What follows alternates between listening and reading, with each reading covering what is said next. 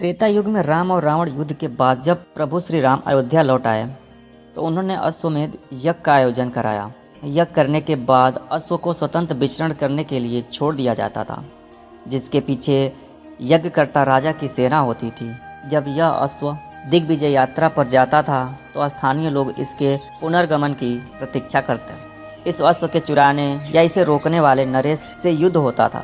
यदि यह अश्व खो जाता तो दूसरे अश्व से यह क्रिया पुनः आरंभ की जाती। नमस्कार, मेरा नाम है राज और आप देख रहे हैं राज की जुबानी हिंदी कहानी। आज की कहानी भगवान शिव और हनुमान के युद्ध की है। तो चलिए शुरू करते हैं। जब यज्ञ का घोड़ा देवपुर पहुंचा तो शिव भक्त राजा वीरमणि के पुत्र रुक्मांगद ने श्री राम के घोड़े को रोककर उसे बंदी बना लिया। अब देवपुर और अयोध्या की सेना में युद्ध तो होना ही था। वीरमणि ने सुना कि श्री राम के अनुज शत्रुघ्न की वाहिनी युद्ध के लिए बढ़ती चली आ रही है। तब उन्होंने सशस्त्र सेना तैयार करने के लिए अपने प्रबल पराक्रमी सेनापति रिपुवार को आदेश दे दिया। फिर स्वयं शिव भक्त राजा वीरमणि और अपने वीरमणि भाई वीर सिंह, भांजे, वनमित्र तथा राजकुमार रुक्मांगद के साथ युद्ध के लिए रणभूमि में पहुंचा। भीषण युद्ध हुआ जिसमें हनुमान जी ने सभी को पराजित कर दिया।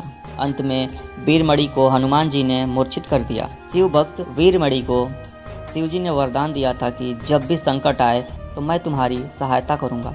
भगवान अपने गढ़ों के साथ युद्ध के मैदान में पहुंचे और वहां पे सब कुछ छिन्न भिन्न कर दिया। वीरभद्र ने शत्रुघ्न के पुत्र पुष्कल का सिर काट दिया और शिव जी ने शत्रुघ्न को घायल कर दिया। हनुमान जी ने दोनों को रथ में रखा और सुरक्षित किया। फिर हनुमान जी सेना का मनोबल बढ़ाने के लिए गर्जना करके आगे बढ़े शिव जी के सामने जाकर खड़े हो गए। फिर दोनों में भयंकर और प्रलयकारी युद्ध हुआ। चूँकि हनुमान जी रुद्र अवतार थे और उन्हें सभी देवी देवताओं ने वरदान दिया था, कोई अस्त्र शस्त्र से तुम बध नहीं सकते हो और न ही पराजित हो सकते हो। इस कारण भगवान शंकर और हनुमान जी में प्रलयकारी युद्ध हुआ। दोनों ओर से हर तरह के दिव्यास्त्रों का प्रयोग किया जाने लगा। हनुमान के पास शिव जी के हर दिव्यास्त्र का तोड़ था। युद्ध भयानक से भयानक होता जा रहा था। यह देखकर भगवान राम वहाँ प्रकट हुए और श्री राम जी ने हनुमान को समझाया कि आप किससे युद्ध कर रहे हैं, शिव ही राम हैं और राम ही शिव हैं। यह सुनकर हनुमान जी को शिव में ही राम का रूप नजर आने लगा। यह देखकर वे अपना युद्ध रोककर भगवान शिव और राम के आगे हाथ जोड़कर खड़े हो गए।